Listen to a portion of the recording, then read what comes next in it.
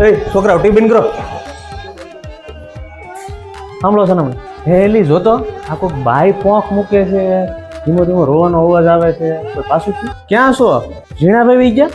ક્યાં ભાવનગર પીએમ માં લઈ ગયા? હા એક કામ કરજે ને ત્યાંથી નીકળો ને ક્યારે કાઢવાને ક્યારે સારું ત્યાંથી નીકળો એટલે મને ફોન કરી દો. હા હાલ હું સીધો છે ને શમશાને જાઉં છું, તું સીધી ઘરે જઈ અને છે ને ડેલો બેલો બાણા બધું બંધ કરીને આવજે, પછી નાકમલી કાઢતી આવજે, ભૂલી ન જતી. હાલો હાલો આપણે ઘરે જવું કે શમશાને જવું? હાલો ને શમશાને. બહુ મોડા ઘટ્યા હતા, બહુ મોડા બેઠા હતા.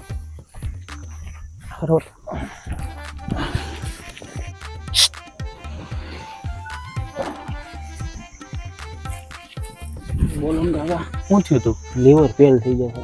એટલે મેં એ વાત સાંભળી કે એટલે મંગો કહેતો હતો મને કે 20-25 લાખનું લેણું થઈ ગયું છે એમ. અને લેણાવાળાની ભી હતી બહુ, નથી એણે લગ્ન કર્યા, નથી કોઈ પ્રસંગ કર્યો, નથી મકાન બનાવ્યા, તો લેણું છે નું?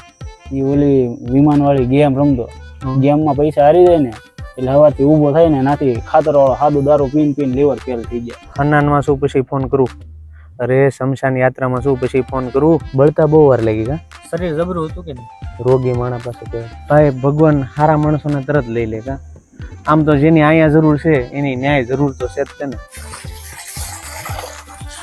છોકરા બાપડા આ બિચારા હાવ નાના, 5 વર્ષ રહી ગયો તો મોટા થઈ જતા. તો એના ઘરના બહુ સમજાયો પણ હારી નાનો સમજ્યો જ નહીં. એની બેન વેણ વાળીને બોલતી હતી કે મારા ભાઈને ભરખી ગઈ કાળા મોઢાળી, ઓગળો ન કર્યો.